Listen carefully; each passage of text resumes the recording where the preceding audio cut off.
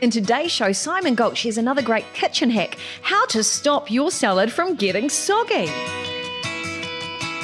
Charles George from Colonial Hot Tubs is back to show you how to make the most of your backyard. Master landscaper Darrell Smith from Landsmiths is back to teach you how to future-proof your garden for the winter months. I'm back sharing why dry brushing your skin is great for your well-being. And finally, we're going to teach you how to cook dumplings.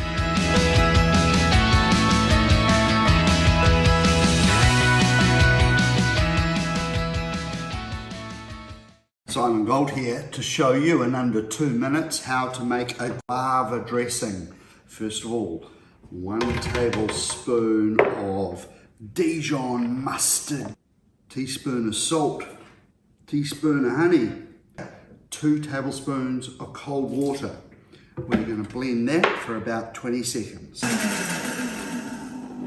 Okay, we've got 3 measures of oil, 150 mils of extra virgin olive oil, another 150 mils of extra virgin olive oil, and 150 mils of grapeseed oil. This dressing is beautiful over a salad, or even over a piece of chicken or prawns off the barbecue. Let's slowly drizzle in 150 mils of extra virgin olive oil on a medium speed.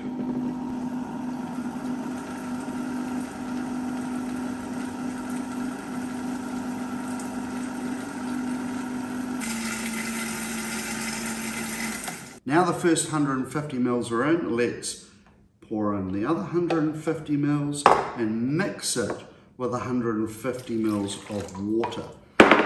Give it a little stir up. Now we will dribble that in.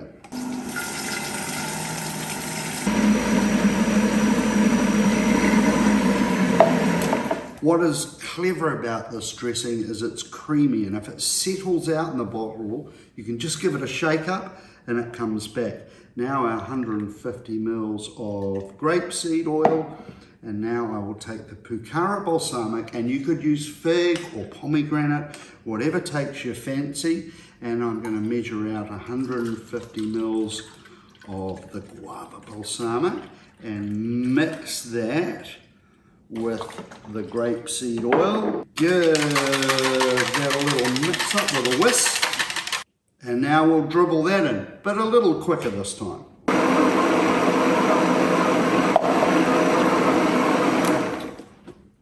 Little cracked pepper to finish off.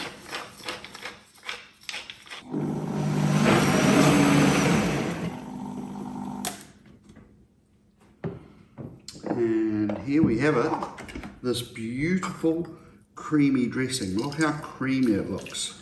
It's not split at all. Now we have a beautiful creamy guava dressing. Let's make a salad.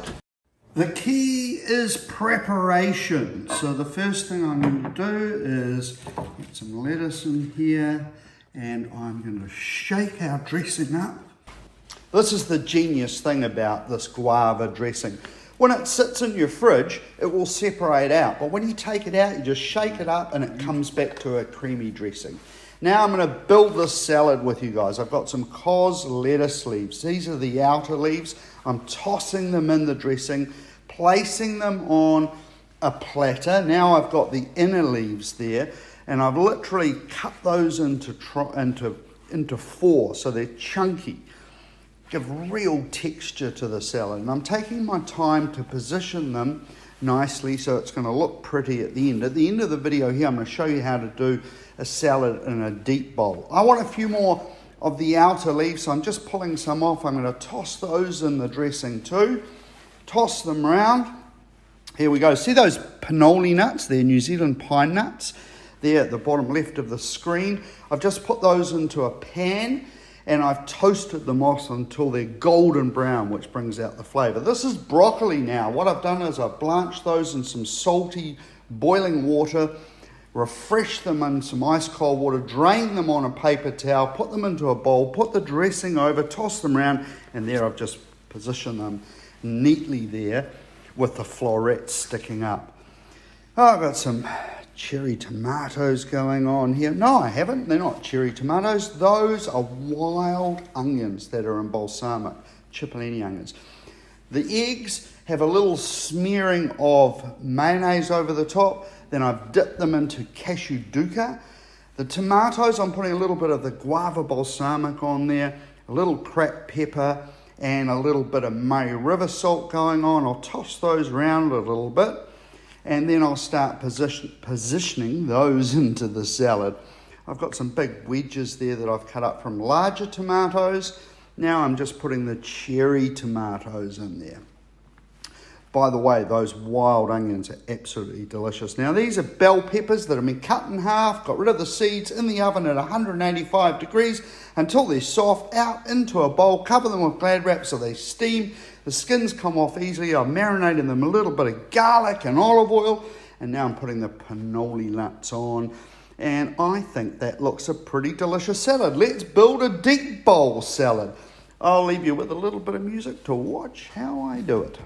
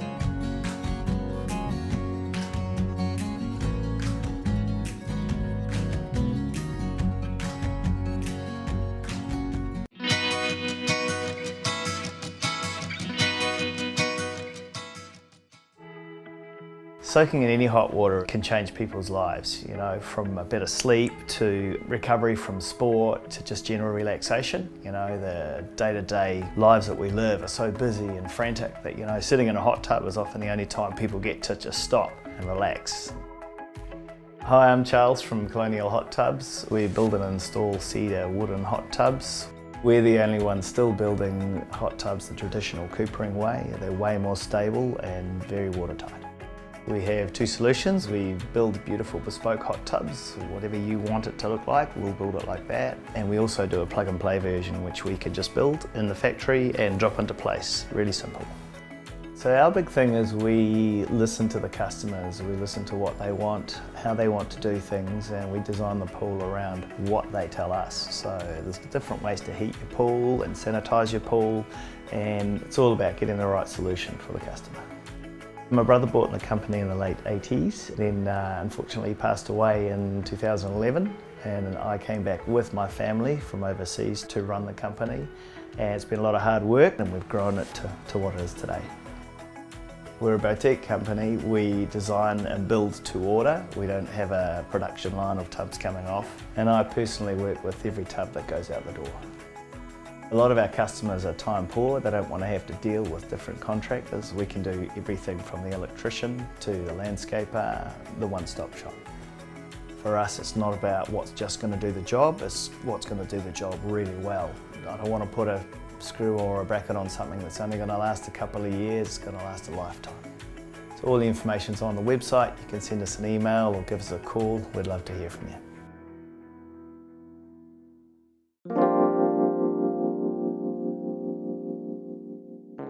Well, as we head into the cooler months of the year, it's time to consider how you want to maximise on your outdoor spaces and outdoor living.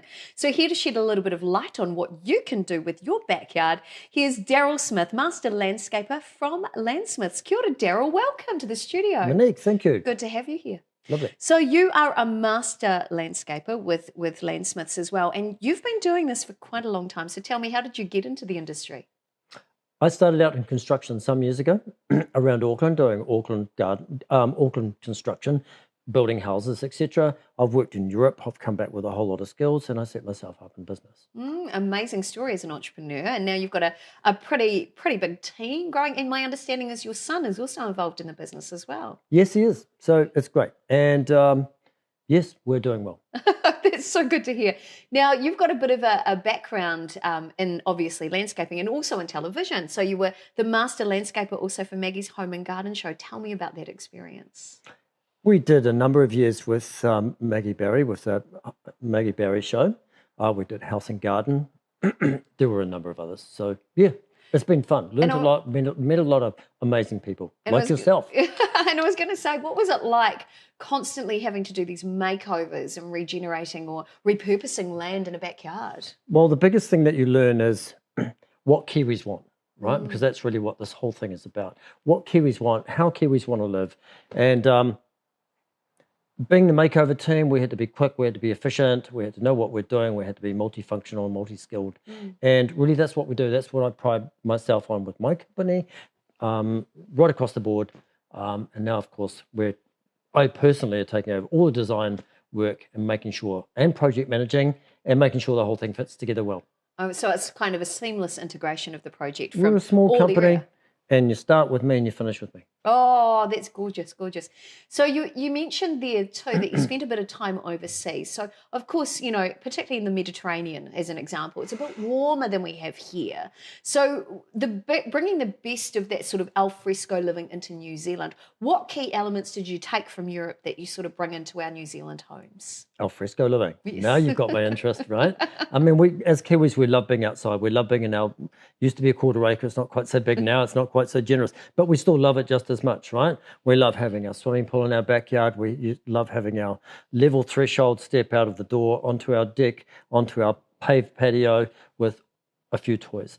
Now, when I was in Europe, Germany in particular, and Switzerland, I had on a number of occasions true al fresco living as it's meant to be.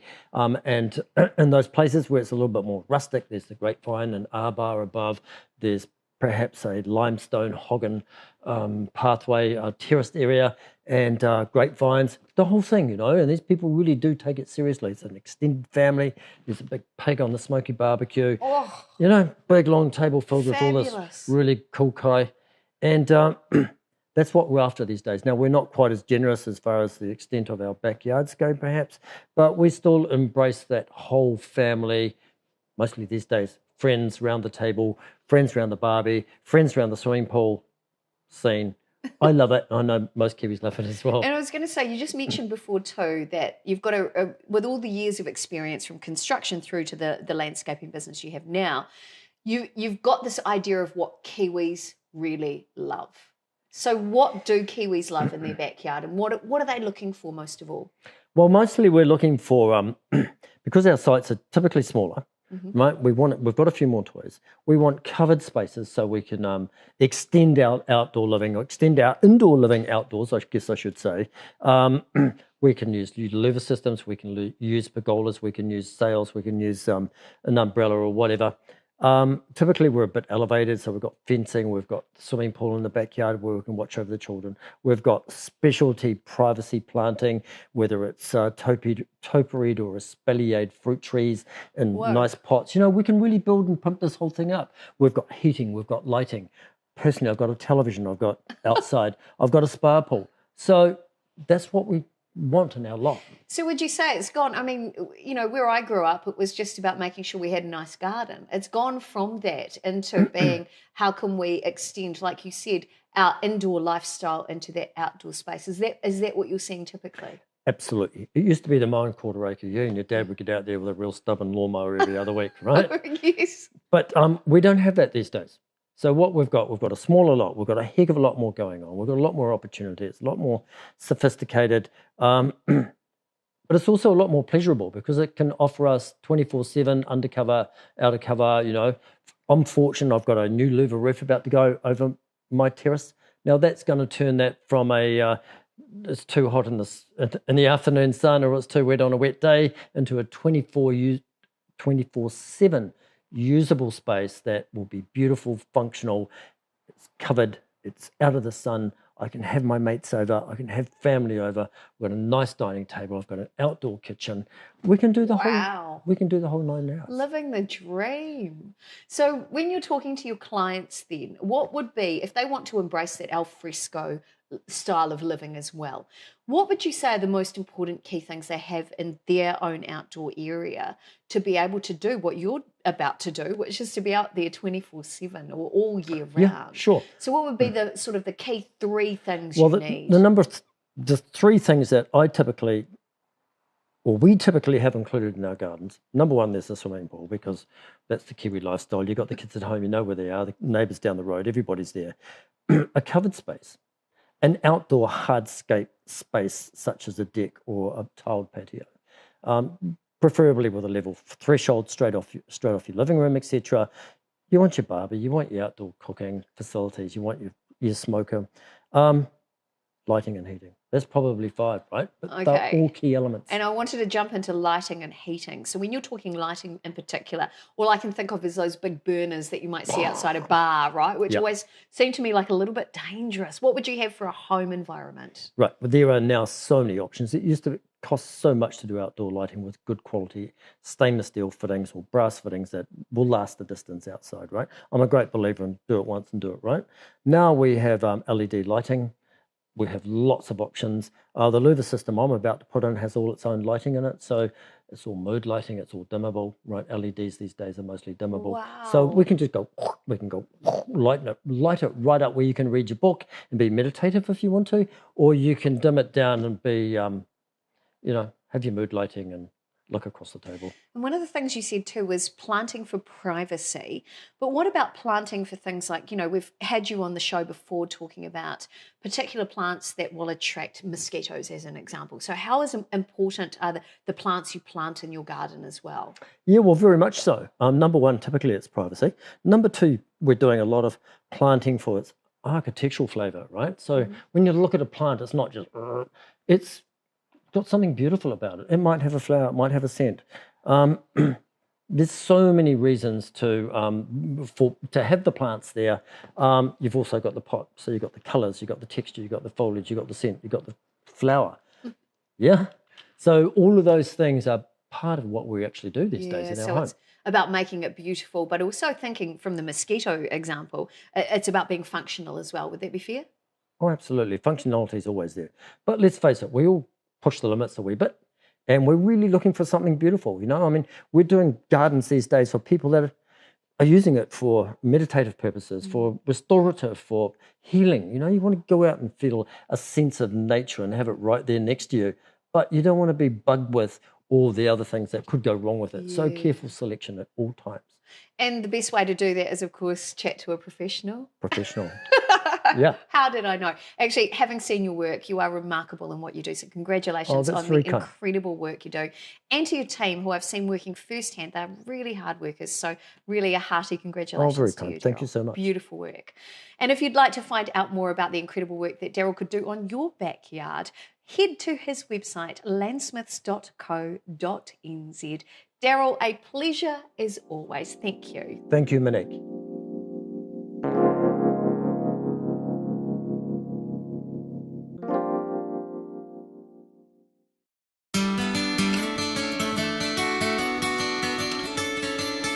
Well, do you struggle with dry or flaky skin? It's okay, you are not alone. And we all know that exfoliating our entire body with exfoliating creams can be super costly, which is why it may be time to consider dry brushing.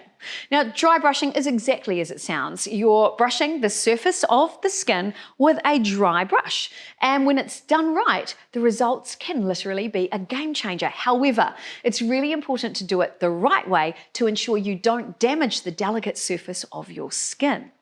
Now, the technique itself is really simple, and it's not actually about scratching the skin's surface, but rather disrupting the scaly, dry, or dead skin cells that sit on the surface of the skin, which can leave your skin looking dull, dry, or in some instances, grey looking.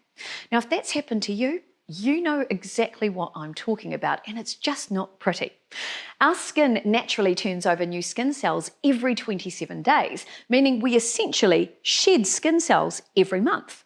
Having a bath or shower facilitates part of that process, as does the towel you use after bathing, the clothes you wear, and environmental factors as well. Now, interesting fact, a lot of our skin becomes the dust that we see around our homes. So if you're noticing your house is extra dusty right now, it may not be because there's a lot of dust blowing in through your windows. It's actually your body crying out for exfoliation. But how do you dry brush your skin? This is a really good question. If you're new to dry brushing, here's how to get started. First, you need to use a natural bristled brush like these ones from our friends at Rengora. Rengora produces really good quality brushes at affordable prices and are leaders in bath and relaxation products around the world. What I like too is that their products are made of cherry wood or bamboo with natural boar bristles. So they're ethical, sustainable, and there to care for your body and for our planet. You've got to love it. Now, it's really important too to choose the right brush to suit your skin and your needs as well. So a long-handled brush like this is perfect, as it gives you the ability to target those harder to reach places like your back, while giving you the flexibility to disconnect the brush and use it on more targeted areas like the arms, the legs, or the décolleté. Short-handled brushes like these are great for the extremities and easy to reach areas, and if you like a good firm treatment, give you the ability to increase the pressure. However, go easy when you start out. That's my tip for you. Now, some bristles are stiffer than others, and choosing the right brush depends on your skin sensitivity and your preferences as well. So let's talk technique.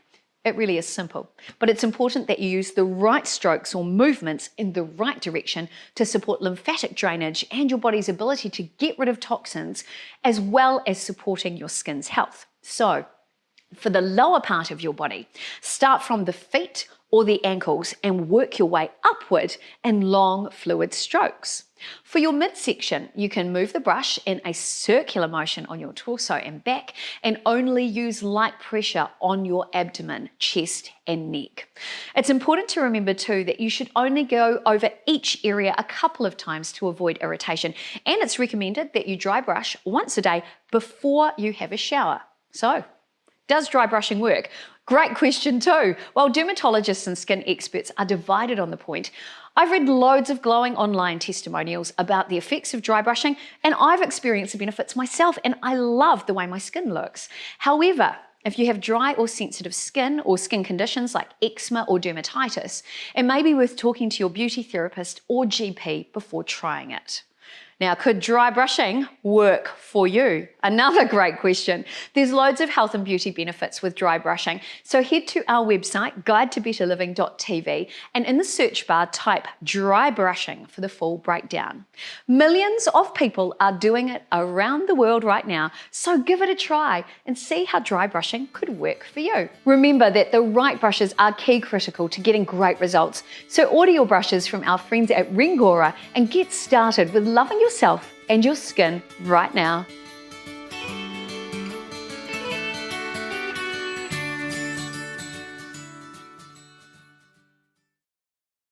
If you've ever wondered how to best cook your juicy Chinese dumplings, you can't go past this pan-fried version. Crispy, moist, and delicious all at the same time. In just 7 to 8 minutes, you too can become a super chef. So let me show you how easy it is. Grab a non-stick pan with a lid and add 4 teaspoons of cooking oil. Take your dumplings straight from the freezer and place them in the pan. Add enough cold water up to 1/3 of the height of the dumplings. Set your pan onto a high heat and leave to cook for around 7 to 8 minutes. When you hear them start to sizzle and your water is almost gone, reduce the heat and turn your dumplings over. Once the water has completely evaporated and the bottom of the dumplings are golden, they're done. Pan-fried dumplings are a favourite in my household, and I know they'll be a favourite in your household even with the fussiest of eaters. So head to your local supermarket and ask for juicy Chinese dumplings by name. Enjoy!